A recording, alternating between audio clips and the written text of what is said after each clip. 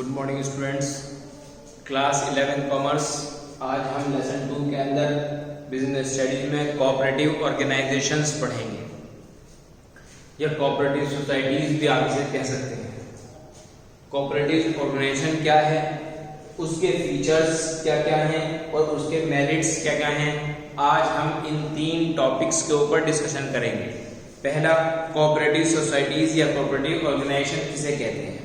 Cooperative organization is a society which has its objective for the promotion of economic interest for its member in accordance with cooperative principles। उसने कहा है कि cooperative society जो है वो एक organisation है और वो वॉलंटरी ऑर्गेनाइजेशन है, यानी कि वो ऑर्गेनाइजेशन जिसके अंदर किसी पर्सन को एडमिट होने के लिए, ज्वाइन होने के लिए या एग्जिट करने के लिए किसी की परमिशन की जरूरत नहीं है। Association of persons who join together for mutual help, एक दूसरे की मदद से हम उसके अंदर जो है वो इन्वॉल्व होते हैं। A minimum of 10 persons are required to form cooperative society, कि कम से कम 10 मेंबर होने चाहिए किसी भी कोऑपरेटिव ऑर्गेनाइजेशन को या किसी भी कोऑपरेटिव सोसाइटी को एस्टेब्लिश करने के लिए। The registration of cooperative society is a compulsory at the capital of cooperative organisations, और कोऑपरेटिव सोसाइटी को एस्टेब्लिश करने के लिए जैसे 10 मेंबर्स की जरूरत मस्ट है, उसके साथ साथ उसका रजिस्ट्रेशन होना भी गवर्नमेंट के अकॉर्डिंग मस्ट है। तो यहाँ पर उन्होंने कहा है कि वो कोऑपरेटिव सोसाइटीज जिनका एम, उद्देश्य, पर्पस, ऑब्जेक्टिव होता है अपने इकोनॉमिक को स्टेबल करने के लिए, ठीक है, और उसके साथ जो उनके मेंबर्स हैं उनको उनकी इंटरेस्ट को फुलफिल करने के लिए, उसको हम कोऑपरेटिव ऑर्गेनाइजेशन या कोऑपरेटिव सोसाइटी कहते हैं। It is a form of A business which different from to the other activities and the main motive is not earning profit but the main motive is cooperative organization is mutual help। cooperative society का M profit earn करना नहीं है, बल्कि अपनी जो society उनके साथ engage है उन सोसाइटी के साथ हेल्प करना है, उनकी रिक्वायरमेंट को, ठीक है, टाइम टू टाइम पूरा करना है उनकी इकोनॉमिकल स्टेटस के साथ। अब यहां पर आप क्वेश्चन करेंगे कि सर इकोनॉमिकल स्टेटस क्या है। इकोनॉमिकल स्टेटस का मतलब यह है कि उनको वो चीज अवेलेबल कराना उनके बजट के अकॉर्डिंग, उनके रिक्वायर्ड टाइम के अकॉर्डिंग, इसे हम जो है वो इकोनॉमिक स्टेटस कहते हैं। तो ये जो काम है ये कोऑपरेटिव ऑर्गेनाइजेशन के हैं, और इसके अंदर मैंने आपको बताया कि आप कोई भी कोऑपरेटिव ऑर्गेनाइजेशन एस्टेब्लिश कर सकते हैं अगर आपके पास मिनिमम 10 मेंबर्स हैं तो, और आपका एम जो है वो सर्विस मोटिव होना चाहिए, satisfaction of the person organisation होना चाहिए, सेटिस्फैक्शन ऑफ द सोसाइटी होना चाहिए, बल्कि आपका कोई एम प्रॉफिट अर्न करना नहीं होना चाहिए।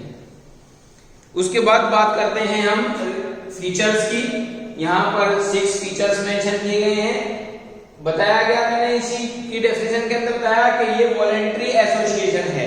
पहला फीचर क्या है इसका, वॉलंटरी। हर इंसान जो ज्वाइन होना चाहता है उसकी इच्छा है, वो डिपेंडेंट नहीं है किसी पर, उसके ऊपर कोई कंपल्शन नहीं है, कोई प्रेशर नहीं है, इसलिए उसकी मर्जी है कि जब चाहे वो ज्वाइन हो जाए और जब चाहे वो उस कोऑपरेटिव ऑर्गेनाइजेशन से एग्जिट हो जाए, क्योंकि ये जो है काम वो अपने प्रॉफिट अर्न करने के लिए नहीं है बल्कि सोसाइटी को बेनिफिट पहुंचाने के लिए है। उसके बाद हम बात करते हैं इसके लीगल स्टेटस की। लीगल स्टेटस के बारे में कहा गया कि कोऑपरेटिव सोसाइटी का लीगल स्टेटस उसका रजिस्ट्रेशन होना है।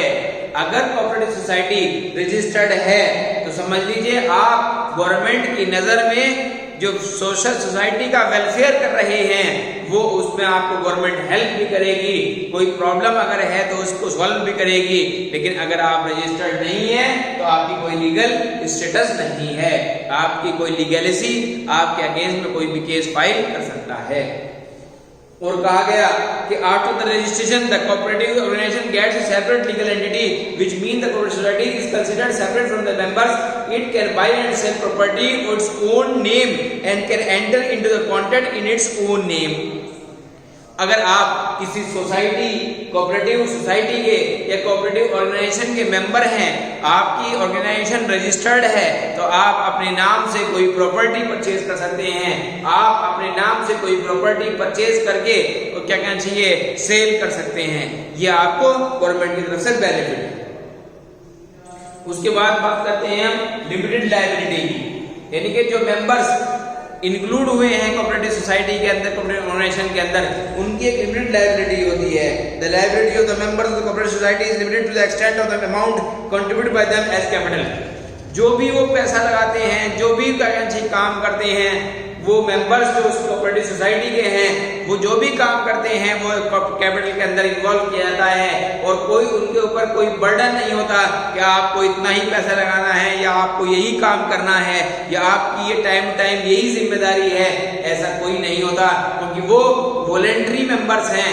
वो जब चाहे अपनी इच्छा से ज्वाइन कर सकते हैं और जब चाहे अपनी इच्छा से एग्जिट कर सकते हैं। इसलिए उनकी कोई लिमिटेड लायबिलिटी जो है वो नहीं होती। उसके बाद नेक्स्ट जो फीचर है वो है कंट्रोल। अब कंट्रोल के बारे में क्या कहा गया कि cooperative society the power to take decisions lies in the hands of a elected managing committee. The committee is elected through voting by members. अब क्या होता है कि इस कोऑपरेटिव ऑर्गेनाइजेशन का, सोसाइटी का एक हेड होता है, और उस कमेटी के अंदर जितने भी कम से कम मिनिमम 10 मेंबर्स होने चाहिए, और 10 से भी ज्यादा हो जाए कोई प्रॉब्लम नहीं है। तो वो मेंबर्स जो हैं वो वोटिंग करते हैं, और एक हेड ऑफ द कमेटी, एक हेड ऑफ द ऑर्गेनाइजेशन को अपॉइंट करते हैं, और वही हेड ऑफ द जो आपका ऑर्गेनाइजेशन है वही पावर लेता है अपने आप में डिसीजन मेकिंग की। यानी कि कंपनी, कोऑपरेटिव ऑर्गेनाइजेशन के अंदर, कोऑपरेटिव सोसाइटी के अंदर क्या ऑर्डर्स पास आउट करने हैं, वो केवल सिंगल हैंडेड पर्सन के पास वो राइट होता है। उसके बाद जो नेक्स्ट फीचर है वो है service motive. The main motive of the cooperative society is to provide services to the, not to earn profit. Earning profit is the secondary motive and not the main cooperative organization's motive. उन्होंने कहा है कि इसके अंदर service motive है, यानी कि to provide the services to the society of a nation, not to earn profit. Profit earn करने की जहां तक बात है वो आपका सेकंड मोटिव हो सकता है, ये मैं मान सकता हूं, लेकिन क्या कहना चाहिए, क्योंकि हर जगह पर आपके प्रॉफिट की यानी कि मनी की रिक्वायरमेंट रहती है। और लेकिन जब आप कोऑपरेटिव ऑर्गेनाइजेशन एस्टेब्लिश करते हैं, कोऑपरेटिव सोसाइटी एस्टेब्लिश करते हैं, उस टाइम पर जितने मेंबर्स अपनी इच्छा के अनुसार एंट्री या एग्जिट करते हैं, उनके ऊपर कोई बर्डन इस टाइप का नहीं होता है कि आप न उनका एम कोई होता है कि हमें प्रॉफिट अर्न करना ही है। उनका जो फर्स्ट मोटिव होता है वो होता है service providing to the nations, citizen nations. ये नेशन के सिटीजन को सर्विस प्रोवाइड करना, उसकी सेटिस्फेक्शन करना, वो उनका मोटिव होता है। हाँ, उसके थ्रू अगर उनका कोई प्रॉफिट अर्न हो रहा है तो वो सेकेंडरी मोटिव हो सकता है। उसके बाद लास्ट जो आपका फीचर है वो है equal voting rights. The cooperative societies work and with democratic principles of the main one vote. All the members get only one voting right respective to the capital contribution by them. The rich members by taking more shares cannot dedicate their terms. इसमें ऐसा नहीं है, cooperative organisation में या cooperative society के अंदर ऐसा नहीं है। उन हर मेंबर जितने भी उसके अंदर है, मोर देन 10 मेंबर या 10 मेंबर या मोर देन 10 मेंबर, उनके अंदर इक्वल राइट्स हैं कि वो एक पर्सन एक ही वोट देगा। 1 पर्सन 1 वोट का जो सिद्धांत हमारे यहाँ पर डेमोक्रेसी के क्या कहना चाहिए, इलेक्शन के टाइम पर वोटिंग राइट है, वही वोटिंग राइट जो है वो आपके कोऑपरेटिव ऑर्गेनाइजेशन के अंदर है। कोई मेंबर अमीर है, रिच फैमिली से बिलोंग कर रहा है, वो भी मेंबर हो सकता है कोऑपरेटिव ऑर्गेनाइजेशन का, लेकिन उसे भी एक ही वोटिंग राइट है। और एक मेंबर जो है मिडिल क्लास फैमिली से बिलोंग करता है, वो भी कोऑपरेटिव ऑर्गेनाइजेशन का ही मेंबर है, तो उसको भी एक ही वोट करने का राइट है। ऐसा नहीं है के स्टेटस के हिसाब से, उसकी अर्निंग के हिसाब से रिच फैमिली के मेंबर को जो है वो तो वोटिंग राइट ज़्यादा हैं और मिडिल क्लास फैमिली को या लोअर क्लास फैमिली को के मेंबर को वोटिंग राइट कम है। ऐसा नहीं है, इक्वल वोटिंग राइट को क्या कहें कोऑपरेटिव ऑर्गेनाइजेशन के अंदर दिए गए। उसके बाद बात करते हैं हम मेरिट्स की कोऑपरेटिव सोसाइटी में। यहाँ पर बताया मैंने कि ये पहला मेरिट है, आप इसे वोटिंग इक्वल वोटिंग राइट्स को मेरिट भी मान सकते हैं कि हर पर्सन को बिना उसकी क्या कहना चाहिए बिना उसकी इकोनॉमिकल स्टेबिलिटी को देखते हुए कोऑपरेटिव सोसाइटी ने कोऑपरेटिव ऑर्गेनाइजेशन में कोई इनजस्टिस नहीं किया है, कोई मतभेद नहीं किया है किसके अंदर, अमीर और गरीब के अंदर, कि अगर कोई मेंबर अमीर फैमिली से है तो उसे भी एक वोट देने का अधिकार है और कोई मेंबर मिडिल क्लास फैमिली से है तो उसे भी एक वोट देने का ही अधिकार है। वो एक से ज्यादा वोटिंग राइट का डिसीजन या उसका राइट नहीं रखता। इसलिए इसको भी हमने क्या माना है, मेरिट माना है और ये अपने आप में फीचर भी है। उसके बाद यहाँ पर दूसरा फीचर आपको फीचर के अंदर से मिल जाएगा, एक दूसरा मेरिट डिविडेंड लायबिलिटी बताया मैंने, क्योंकि हर मेंबर अपनी इच्छा से इस कोऑपरेटिव ऑर्गेनाइजेशन को ज्वाइन करता है और अपनी इच्छा से ही एग्जिट करता है, अपनी इच्छा से ही अपने लीगल स्टेटस के हिसाब से अपने इकोनॉमिकल स्टेटस के हिसाब से कैपिटल को इन्वेस्ट करता है, तो उसकी लायबिलिटी जो है वो लिमिटेड रहती है, अनलिमिटेड लायबिलिटी नहीं होती। उसकी मर्जी है, वो अपनी जिम्मेदारी पूरी कर रहा है तो अच्छी बात है, नहीं कर रहा है तब अच्छी बात है, उसके ऊपर कोई कंपल्सन नहीं है। ये भी एक फीचर है। उसके बाद स्टेबल एग्जिस्टेंस, यानी कोऑपरेटिव सोसाइटी जो है वो लीगल स्टेटस रखती है। आप इसको स्टेबल एग्जिस्टेंस को आप लीगल स्टेटस के रूप में मान सकते हैं, ठीक है। कोऑपरेटिव सोसाइटी का लीगल स्टेटस या आपके स्टेबल एग्जिस्टेंसी जो है वो उसके लीगल स्टेटस की वजह से होती है।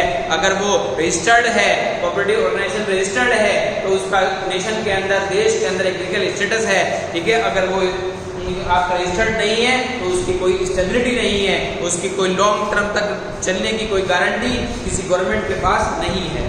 उसके बाद आपका जो फोर्थ मेरिट है वो है सपोर्ट फ्रॉम द गवर्नमेंट। जब आपकी फर्म, आपकी ऑर्गेनाइजेशन रजिस्टर्ड हो गई तो समझ लीजिए आप under the hand of the government पहुंच गए और गवर्नमेंट जो है उसको लीगलिटी सपोर्ट करती है। जब आपका रजिस्ट्रेशन हो गया तो आप गवर्नमेंट के समझ लीजिए एक एम्प्लॉय हो गए, एक गवर्नमेंट के राइट हैंड हो गए। जितनी भी पॉलिसीज फ्रेमिंग की जाती है गवर्नमेंट के थ्रू, वो सब पॉलिसीज जो हैं वो आपके कोऑपरेटिव ऑर्गेनाइजेशंस के लिए अप्लाइड होती हैं। क्यों? क्योंकि आपका एम जो है वो क्या है, सर्विस मोटिव है। आपका एम प्रॉफिट अर्न करना नहीं है। आप सोसाइटी को, अपने नेशन ऑफ द सिटीजन्स को आप बेनिफिट दे रहे हैं, ना कि उनसे प्रॉफिट अर्न कर रहे हैं। उसके बाद हम बात करते हैं इजी टू फॉर्म। इस कोऑपरेटिव सोसाइटी को बनाना, फॉर्मेशन करना इसकी, ये बहुत आसान है। क्यों? क्योंकि ये इंसान की, यानी कि अपने जो मेंबर्स हैं कोऑपरेटिव ऑर्गेनाइजेशन के, उनकी अपनी इच्छा के अनुसार है। जब चाहें जब फॉर्म कर लें, जब चाहें जब उसे डिसॉल्व कर दें। The formation of the cooperative organization is very simple process. Only the adult members having more common interests are required to form it. The registration process for cooperative organization is very simple and does not involve any legal formalities. वहाँ बात ये कही गई है जो मैंने आपको बताई है कि उसके अंदर रजिस्ट्रेशन का होना मस्ट है, एडल्ट मेंबर्स का होना मस्ट है, और जब चाहे, क्योंकि इच्छा है उनकी मेंबर्स की, जब चाहे एंट्री करें, जब चाहे फॉर्मेशन करें और जब चाहे एग्जिट कर दें। उनके ऊपर कोई गवर्नमेंट का कोई ऐसा रूल जो है वो अप्लाई नहीं होता, उनके लिए कोई कंपल्शन नहीं होता। वो अपनी इच्छा से, अपनी विल से अपनी कैपिटल को इन्वेस्ट करते हैं और अपने कंट्री के, नेशन के डेवलपमेंट के लिए, अपने कंट्री के सिटीजन्स के को वेलफेयर देने के लिए, और वो जब चाहें एग्जिट कर सकते हैं। उसके बाद आपका जो लास्ट इसके अंदर मेरिट है वो है ओपन मेंबरशिप।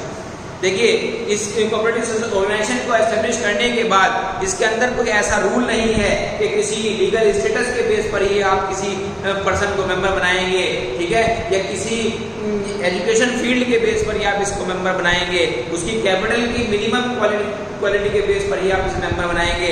जबकि आपका कोऑपरेटिव ऑर्गेनाइजेशन के अंदर हर एक वो पर्सन, चाहे वो रिच फैमिली से बिलोंग कर रहा है, चाहे वो मिडिल क्लास फैमिली से बिलोंग कर रहा है, हर एक पर्सन जो है वो मेंबर बन सकता है, जिसके अंदर अपने कंट्री के सिटीजन्स को वेलफेयर करने की स्पिरिट है, उसके अंदर ये इच्छा है कि मैं अपने देशवासियों के लिए, अपने ही टेक एंड ट्रीट सोसाइटी के मेंबर्स को वेलफेयर करूं, फायदा पहुंचाऊं, अपने मेरे पास जितना भी मेरे पास इनकम है, मेरे पास जितनी कैपिटल है, मैं उससे उनका बेनिफिट करूं।